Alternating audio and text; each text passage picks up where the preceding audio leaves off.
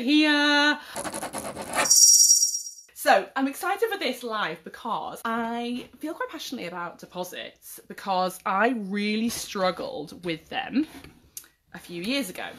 And so I feel really strongly about them, and it is actually a beautiful topic because it's really sort of like perfectly between the area of mindset and of just gorgeous practical tips about how to progress in your business more. So yeah, I'm excited.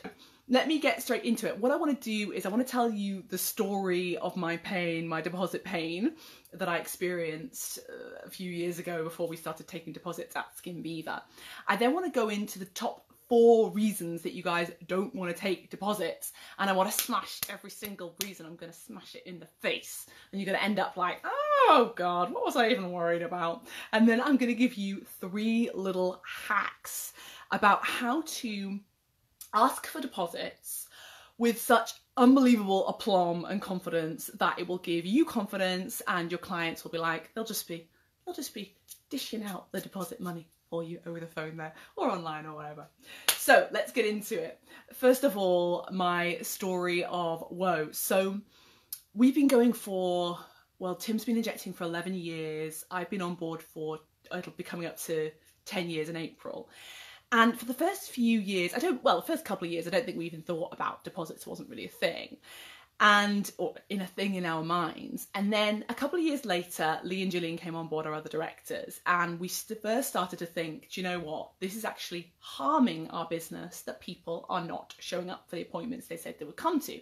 So, and I think you guys are at that stage as well, aren't you? You're thinking, you see other people taking deposits, you think, maybe I should too, but you have all these limiting beliefs as to why you don't want to take deposits, all these fears. And what happened in that first kind of stage or the second stage, where colleagues in my business, so there was, a few of us by that point, were starting to say, come on, let's take deposits, is that I, Miranda, the head of, because I'm not a clinician, so I looked after Tim's diary and our other clinicians' diaries, because there were a couple of clinicians by that point, I resisted it.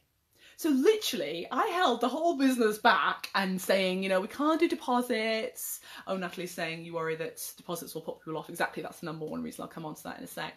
So I said, we can't do deposits. Other people, the people will just go elsewhere. And I felt like, yes, we were a little bit established. We've been going, let's say, I don't know, 3 years by that point, maybe 4. But I thought, we're still, beggars can't be choosers. I don't know whether that resonates with any of you guys, where you think, I can't be getting all choosy.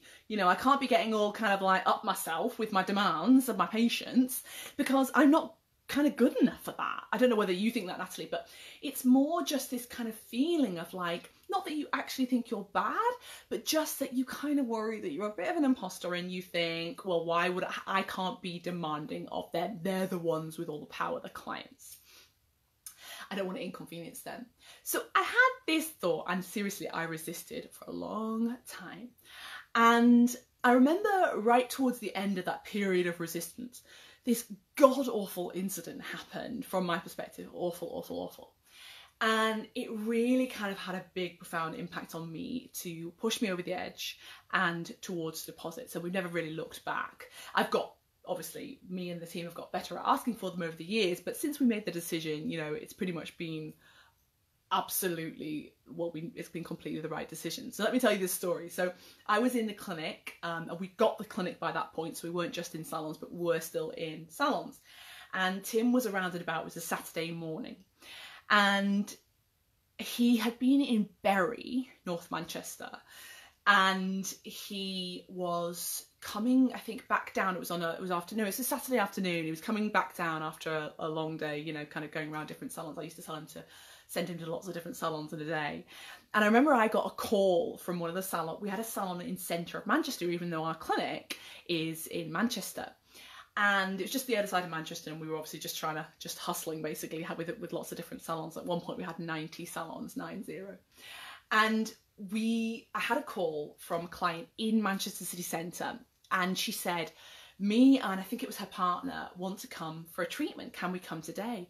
And the usual thing happens, which I'm sure happens with you guys, where you get this rush of like, oh my God, client, amazing. You know, this is gonna be so good for us, and you're so grateful for every client, aren't you?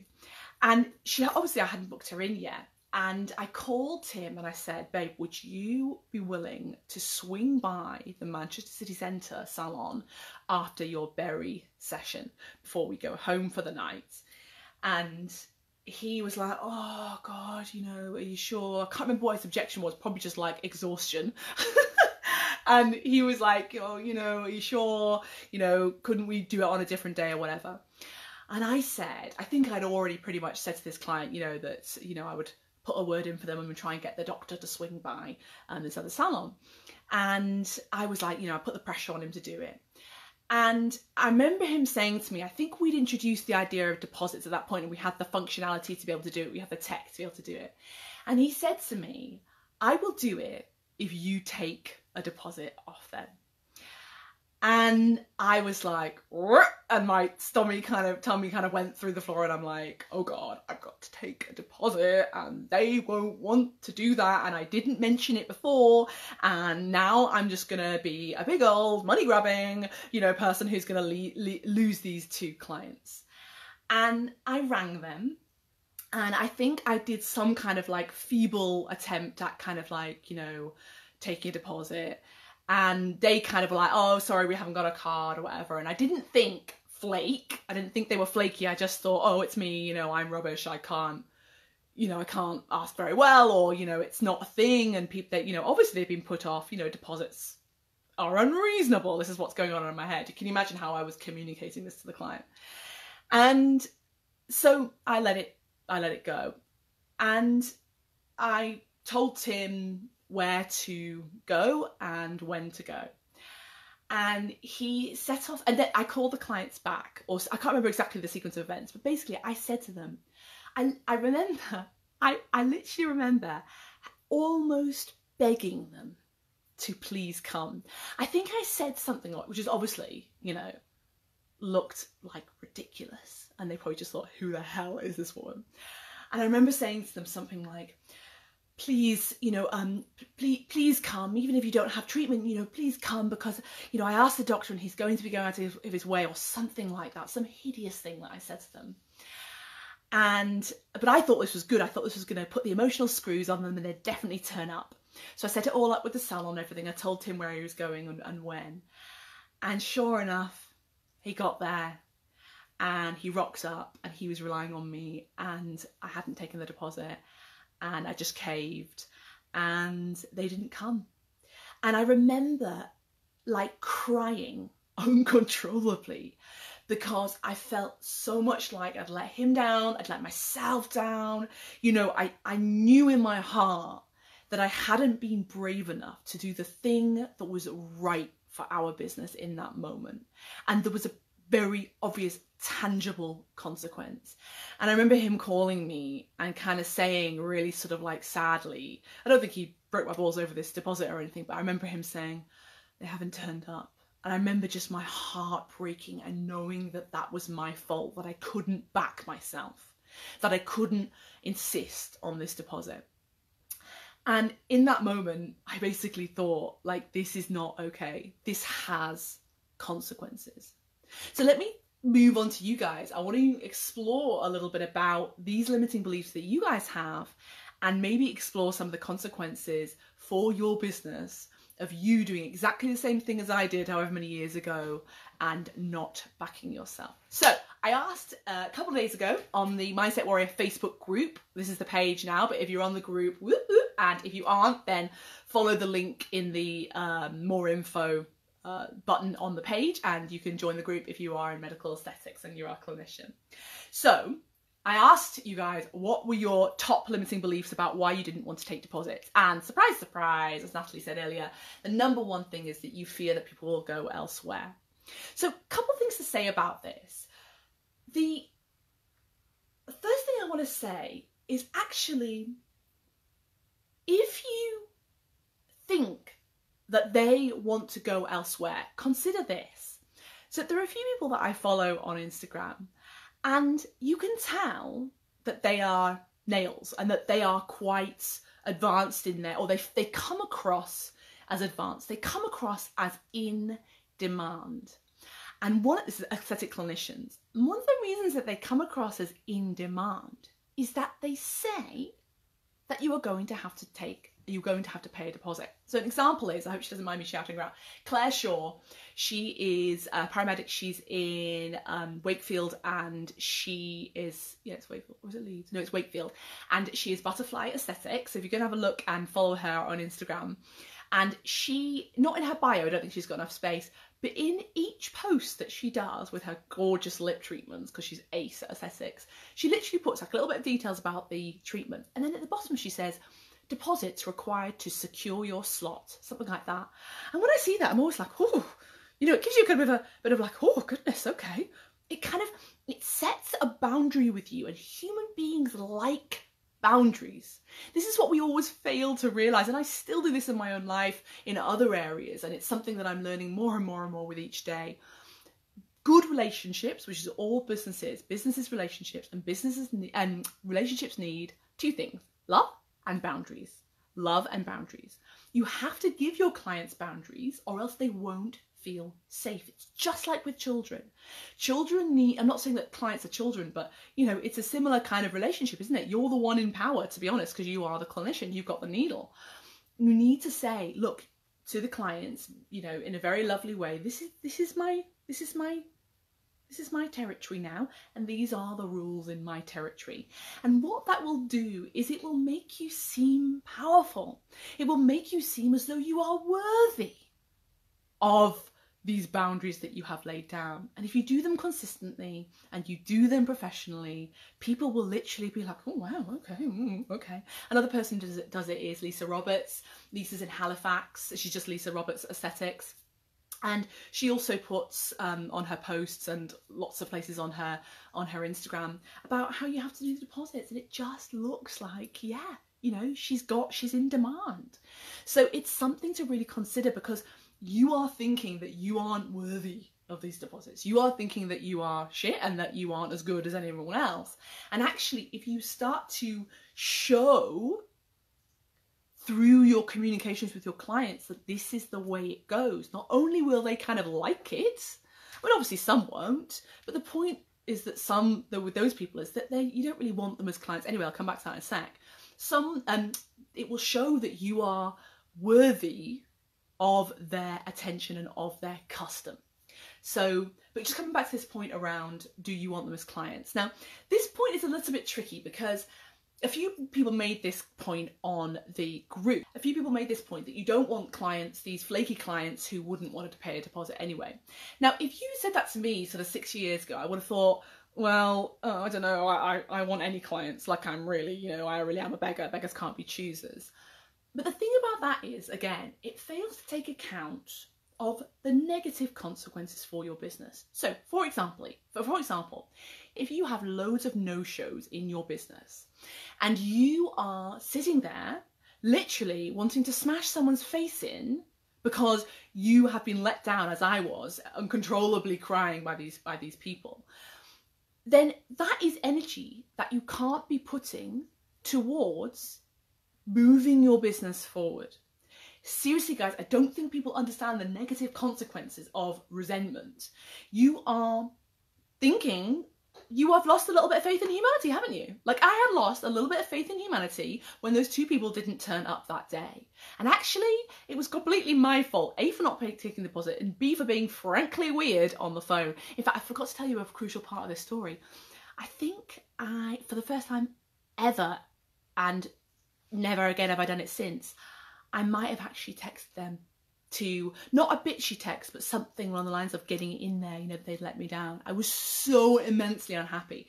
And it just shows you. So I was putting energy into texting these these clients who will obviously never engage with us again, because frankly, the woman on the other end of the phone is weird. And I'm texting them and using all this energy and crying, actually crying, instead of just taking the deposit in the first place and then using all the energy and the money and the funds for marketing the business, or even just fucking clearing up my desk, or whatever it is that you need to do and get on with in your life. You won't be able to if you are in deep resentment. So that's the point around you don't think they will book. Let me see if there's anything else I wanted to put. Yeah, I saw Dr. Asho as well put a note on the group, on the post in the group as well, about how he made the really practical point that deposits are so much more normal these days anyway. And he made the point around how, you know, you pay Krusty the Clown who comes to do your children's, you know, your children's party, you pay him or her a deposit, don't you? So it's very much more normal these days. And interestingly, for the Aesthetics Award, we went to the Aesthetics Award, won 2 awards, just saying, in December. And I had a makeup artist come round to my house, and I said to her, I literally said to her, do you want me to pay a deposit? I'd never seen her before. And she says, oh no, don't worry. And I literally thought, oh my God, she's not going to turn up. Because interestingly, when you exchange funds, when money exchanges between 2 people, it makes the relationship, the business relationship, come alive. It makes you owe something to them as well. So in a weird way, it actually makes people feel more secure because you come across as more professional. Kath says, I've had a number of cancellations recently. I'm so sorry I forgot. Hello, diary. I usually charge 50% deposits for my aesthetics, although I often ask for it the week before treatment when I put in an order, rather than the exact point of booking. I'm nailing down my deposit cancellation policy this week. You have to do it, Kath. Do people charge deposit for skincare, low-cost treatments? I'll talk about, yeah, consultations. I'll talk about, in fact, let me... I hope I remember. I want to tell you a little bit about SkinViva's cancellation policy, and then you can just copy that if you think that's appropriate. But the answer is yes, we do charge for a deposit for consultations, even though we don't charge for consultations. So I'll come on to that in a sec. So, oh no, I lost my train of thought. So yeah, it's completely normal these days. It makes you look professional. Okay, let's get on to limiting belief number 2, that you think that the clients are going to think that you are a dirty salesman hounding them for money. So this is something that you guys mentioned on the group post, that you feel as though you're going to come across as a bit sleazy and a bit money grabbing. Now this one's a really tricky one that a lot of us have who have worked in the public sector primarily in our business lives. Say with me, my parents are both teachers. I was completely surrounded by public sector my whole childhood, and for the first part of my career I was in the public sector as well. My last employed job was complaints manager at the Care Quality Commission, which is now the Healthcare Commission. Sorry, the other way around, the Healthcare Commission. That's how much of a public sector non-money taking person I was. So believe me, I struggle with that pain as well. But what I came to realise with money is that actually you think, again, going back to this point around worthiness, you think that you aren't worth the money. That's what's at the heart of this. You think that someone is going to come along and they're going to suddenly discover that you make a massive profit margin on your filler, whatever, and they're going to suddenly discover this, and they're going to point the finger and be like, you scummy scoundrel, you're making all this money, it's a disgrace. But what you don't realise is that A, obviously you're not making loads of money anyway in the moment, but even if you are making some, you know, I don't know, £60 an hour, something like that, listen up now guys, because you need to get this in your head, that is £60 for 1 hour. If you're lucky, you might do 3 hours of a clinic, something like that. You are not taking into account all the other hours that you have sweated, blooded and teared to get to the point of having these clients. So in the same way that you would never think anything of the fact that you get money from the government, from the NHS, you know, for your work there, you need to be paid this £60 an hour or whatever it is, because, you know, it may not be that, but you know what I mean? I'm just trying to illustrate the point, because it's not that amount. It's all of the other time that it took you to market your business. And I'm not necessarily talking about Facebook ads that have cost you. I'm talking about, you know, time to learn how to do Facebook, time to engage an accountant, time to do your tax return, time to, you know, research insurers, time to worry about occlusions the night after the treatment. You know, all of these things add up and they are your wage. So do not think about, you know, money as somehow that people are going to think you're money grabbing. They don't think in terms of profit margins anyway. You know, when I go to a local small business, I'm not bemoaning the money that they charge me. I'm not thinking, oh, the margin here is really big. I'm just thinking, great, now my child will not scream anymore because I gave them some fudge.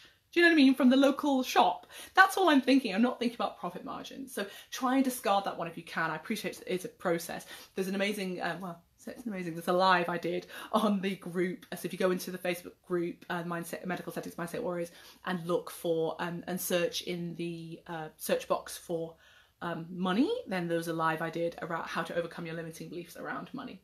So the third thing that people worry about, that you guys worry about, and it's on a similar vein, is you worry that the clients will think that you don't trust them. So you think that by saying, oh, please can I have a deposit, you think that the client is going to be like, why don't you, do you not trust me? I thought we'd been friends, but now you don't even trust me. This one is easy for me to knock on the head, I believe. You need to not be thinking about them. It's not them. It's the person 3 weeks ago who screwed you over and has sent you over the edge, and now you are going to do deposits, you know, forevermore. It's not, you know, Janine, your nice friend from, you know, or sort of your third cousin thrice removed, you know, who's always nice to you and doesn't mess you around. It's not Janine. It's about, you know, Jimmy who left you sitting there for an hour and a half. And what you can say to Janine is, if you really want to, although I actually advise you not to justify it, if Janine hesitates or whatever and you feel you must say something, say, it's not you, love, I got really, really screwed over the day and I swore to myself I will never go back, and so I've got a policy now. Or you can even blame your husband or say something and just say, you know, he saw me and I was really upset, so we decided that it's deposits now, and that's across the board. But to be honest, I would actually advise not saying that. You need to back yourself. You shouldn't be justifying yourself. But if you really must, then say it's not you, Janine. It's just a blanket policy I do now, you know, because I've had some people mess me around. And I promise you, where Janine's mind will go to is, oh, shame, God, yeah, that must be hard. And she'll feel sorry for you. She won't, you know, she won't be thinking, well, she doesn't trust me. That's your limiting belief. And in actual fact, I wonder with this one whether it's almost a bit of an excuse, because Janine won't think, like, I wanted that makeup artist to deposit me. I didn't think that it was about me and that, you know, she didn't trust me or whatever. And in actual fact, I then slightly trusted her less because she wouldn't take a deposit off me. So, or I felt like, I don't know, she's not going to turn up. So, you know, you're just probably saying that because you don't want to have to ask and put yourself in the discomfort of asking for deposits. So don't lie to yourself. Right. The final one that I will go into is the objection around tech. So, excuse me, I'm not going to get into, you know, advising you on which particular tech to use. There are thousands of different platforms out there. This can't be an excuse. I mean, two that got mentioned is Pabau, P-A-B-A-U. That's a database, I believe, that you can use. We use our database, which is, I wouldn't particularly recommend. It's a bit clunky and old school. But and another one is Over2, I think it was OVATU, and that's apparently £15 a month, and it will book all your clients. Presumably you can do marketing off it as well, and it will allow you the ability to do deposit payments. I appreciate £15 a month. It's not insignificant if you don't have loads of clients, but you've got to think about all that time wasted and all those, you know, wasted Botox files, etc. So, so the tech, I think I have to call you out. If you are saying that you haven't got the tech, it's probably just an excuse, and really it's the lizard brain telling you that you haven't got the tech, when actually you just need to jump off the cliff and start taking deposits. So I want to get on to my 3 little hacks about how to confidently ask for deposits, and so that you know in that moment that you won't cave as I did in that horrible occasion. So the first one is an absolute blinder, and if you just to kind of credential myself for a bit, don't forget I'm not a clinician, so I have spent the last 10 years literally booking other people's diaries. So I'm incredibly experienced on the phone, and whilst obviously for the first few years we weren't taking deposits, we've been doing it obviously hundreds and thousands of times since. And I discovered that there is a particular way to ask for a deposit that will be more likely to elicit a positive response. And the way to do it is to, excuse me, ask for it with utter certainty. When we first just made the decision to start taking deposits, this is how I used to ask. So just imagine yourself on the phone to me. I'm booking you in with Dr. Tim. And I say to you at the end of the call, so I haven't mentioned anything about deposits so far, and we've talked, and you've been impressed with me and you like my knowledge and everything. And then right at the end, I say, we normally ask for a £30 deposit. Would you mind? Would you mind doing that with me? Oh my God. The amount of scrabbling round, I don't have my wallet on me, oh, I don't know, I didn't know there was any deposits to be paid, it just got a shit response because, and this is crucial guys, it's not because deposits were flawed or they didn't want to pay deposits, it's because they sensed that I was not a safe bet. Human beings are always looking for people to lead them, to advise them, to make them feel safe, to say, look, these are the rules, this is how, boundaries basically, this is how we're going to do it. And human beings, when they see a strong person, they are so much more likely to act in that direction because they feel that their money will be safe. If you start being all whiffly waffly and sort of doing it for some people and not for others, or sort of saying, oh my God, you get such a shit response. So this is how I ask for deposits now. Or I'm not on the phones anymore, but this is how the girls in our little mini call centre at SkinViva ask for deposits. The first thing, and you may or may not decide to adopt this, but I would recommend it, but it might be sort of in advanced stages. In fact, you know what, balls to it, do it, because it fucking works and they do it, 10 times a day, each of them. You, first of all, mention it up front in your sales call. So when I say sales call, I just mean the call when they're calling to inquire. So what you do is you say, obviously you need a bit of backwards and forwards just to understand a little bit about what they want. And then you say, so this is the way it works. What I'm going to do is I'll take a few details off you, and we'll just, that will help us to get you on the database and also to see whether this treatment will be appropriate for you. Talk about why I do that in a sec. And then the next thing is we take a £50 deposit, which comes off anything you spend on the day, or if you don't go ahead, it just gets refunded to you. And so are you okay? Have you got some time now for me to take those details? And what that does is it gives them the upfront knowledge that is what's going to be happening in the call. Sometimes they will, once you've asked them if they've got, so you say, what happens, like the rules are basically, I'll take some details from you, see whether you're appropriate for treatment, then we take a deposit. Is that okay? Have you got the time for me to ask you a few questions now? Have you got time for me to take some details now? And if they then jump back to the middle bit and start going, I haven't got my purse with me, say it's absolutely fine. You can, and then just sort of say, you can call me back or whatever it is, whatever your rules suggest.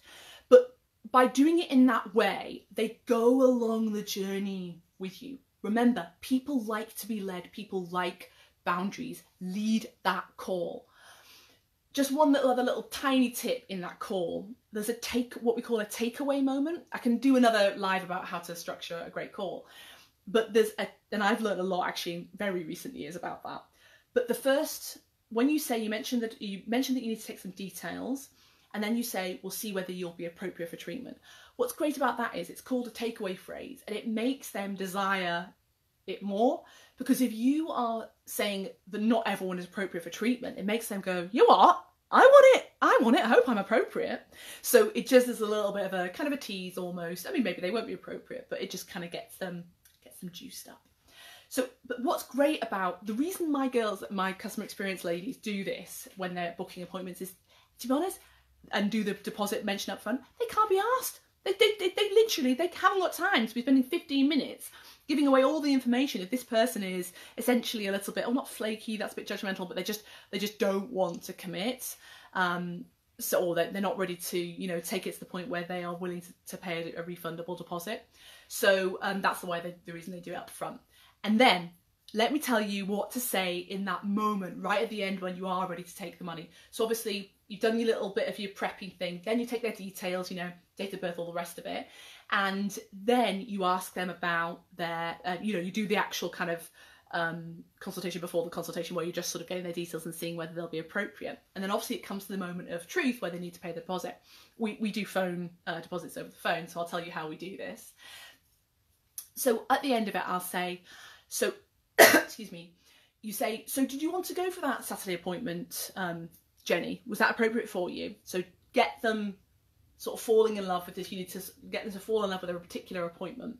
So Jenny will say, yeah, that seems good, that one. And then you have a bit of a negotiation around the time. And then you say, okay, super. So what we'll do next is we'll go ahead and take that deposit. In fact, I usually say something along the lines of, so I say, so next stage is that we need to take the deposits. You okay to do that with me now? So listen to that tone, guys. So you okay to do that with me now? That going down at the end like that assumes the sale. It assumes and gives them certainty that that is what's going to happen. And honestly, I haven't done a scientific study, but I promise you, if you say something like, the worst thing you could do is say, so are you okay for us to do the deposit? Do you want to do the deposit now? Or do you want to call me back later? Like that, I've done that loads of times as well. You need to say, so you're okay to do that with me now? By saying now at the end, what's great about that is it implies a slight choice as well. So if you're saying, so next stage is that we take a deposit or whatever, and you say, you okay to do that with me now? They immediately start thinking, yeah, and they start looking for their purse and doing that instead of thinking, well, and they get that uncertainty from you. So that's a great way of doing it, and it gets great results. Just remember, in life in general, if you desire something, which is you desire this person to come in so that you can change their life, by smoothing out the bump on their nose or whatever that's going to, blow their world up. That is an amazing result. And, you guys know how passionate I am about aesthetics, just had my lips done recently. Amazing. And these lips need to be transferred to as many people as possible. If you want people to experience your amazingness, you have to back yourself in those moments, and you have to do these tactics that will get them over the line. When I walk into Sainsbury's and I see a little, something on sale, or there's like a little taste the difference range or something, and someone's done a nice little display, I want them to sell to me. I want them to make that easy for me. I want certainty. I don't want there to be a big sign saying, only if you want to, do you maybe want a little bit of this taste the difference, ready meal? No, I want to, it's the weekend. I want a fancy ready meal. Do you know what I mean? It's like, it's actually you're giving someone a service by getting them over the line. So that is the first hack. Say it with confidence. I promise you guys that is a mega hack. I am a massive expert on this. It's been my job for the last 10 years. Say it with confidence. So you're okay to do that with me now? It assumes sale. Do it like that. The second hack is something that I don't actually use myself because I kind of don't need to, but it's something that I saw a colleague put on the group earlier and about deposits, and I think it's absolutely genius. Blame the POM. Blame, if you must and you can't back yourself and someone, says, oh, I don't know about deposit or whatever, just say, oh yeah, it's just because obviously it's a prescription only medicine, so I need to make sure I need to procure it from the pharmacy. So, in order to do that, I'll need to have some funds in order to put that prescription through. So you can tell, because I don't actually say it myself, I haven't got the best patter around it, but if you really need something to blame your husband, blame the POM, whatever it is. And with the filler, it's a similar thing. You're getting it from a pharmacy at the end of the day. Yeah, it's not POM, but if someone said to me, and I'm not a clinician, I'm not in this industry, oh, I need to get that from the pharmacy and therefore I need a deposit, I'll be like, oh God, okay. Just go with it, whatever you need to get comfortable. And what you might find as well is that you can just drop that excuse, in a few months' time once you're rocking your request. And the final hack I want to give you, and this is something that I haven't had to use in this context because I'm so confident with the deposits now, but I have used it in a number of areas of my life. And it's a quote, and I have mentioned this to the guys on the group before. In the moment, in the moment when you do not want to jump off that cliff, and it's the final part of the phone call, and that you can give up, and that you don't need to take a deposit, and you'll feel good going away, or you'll feel kind of like good for a moment and then bad afterwards, walking away without that deposit. You are at the end, standing at the edge of the cliff, and you gotta jump. It's the right thing for you. In your heart, the angel on your shoulder is saying, jump, jump, jump, do it. In that moment, think to yourself, okay, I'm feeling uncomfortable now. It's the truth, you're feeling uncomfortable. Acknowledge the discomfort. And then use this Brené Brown quote. Feel the discomfort now instead of the resentment later. In other words, you are exchanging a pain, which is a pain now. You are exchanging it for the future pain, for the ugly cry that you are going to do when they let you down for the third time and you let yourself down for that third time. You need to take a deposit for this person because they're flaky anyway, and you didn't do it. You didn't back yourself. Feel the discomfort now in asking in the way Miranda's told you. So the next thing is we take a deposit. Is that okay to do that? Are you okay to do it with me now? Do that one sentence. You've done many worse sentences in your life, many harder sentences. Use that one sentence now instead of the discomfort, or instead of the pain of the resentment later. Give yourself the gift. You need every ounce of emotional energy, guys, in aesthetics to push your business forward. You cannot be living in resentment. You cannot be living in, berating yourself because you haven't done this.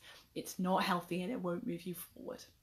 All right then, my loves, I hope that's been of some use. B says, my policy is non-refundable. Oh yes, I need to tell you guys the Skin Viva policy.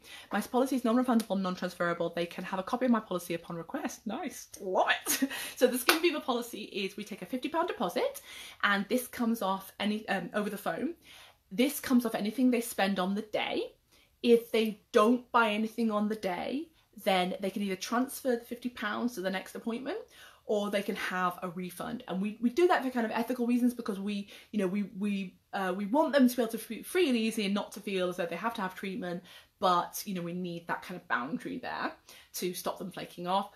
Excuse me.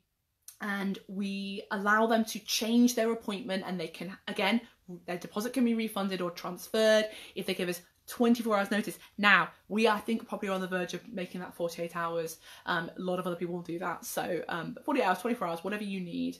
So 24 hours, they need to give us that notice, or else they ain't getting their money back. And consultations, we charge a £15 deposit, or we take a £15 deposit, 15, and then that can either, because obviously consultation appointment can't have treatment, but that will either stay on their account and that can be transferred forward to the next appointment that they have if they want to have a paying appointment, or if they decide to walk away, it just gets refunded. But yes, and we didn't do consultation deposits for the longest time, but we actually found when we looked at statistics that the people who were less bonded to us actually were the most flaky. So we started taking deposits. So yeah, it's fine. And again, if they won't pay it, then they probably wouldn't have been a great customer anyway. So that's the way we see it. But we don't take deposits for follow-ups. That may change in the future. But it's something that we just haven't quite reached. Just trying to think of anything else I want. Kath says, what if they don't go ahead and have to refund the deposit and you have given your time, hired a room? Yeah, Kath, but I mean that's a decision for you to make. Some people do have non-refundable consultation appointments, and that's totally fine. So it's just up to you. We do refund them, but what we tend to find is that they do invariably go ahead because they have trust in us. Not that it's anything. It's not about trust, but it's just it's just how we feel comfortable. But well, my darlings, hope that's been of some use. Please drop me a 3 below if you found that useful, and please drop any comments that you think, any little kind of things like this that have a mindset flavour but sort of are tips about business. Then please let me know that you would be interested in, and I will do you another live. And drop me a 2 if you are watching this in 21 weeks, because I love to see my 2s and still see people getting value out of it in the future. All right, my darlings, take care.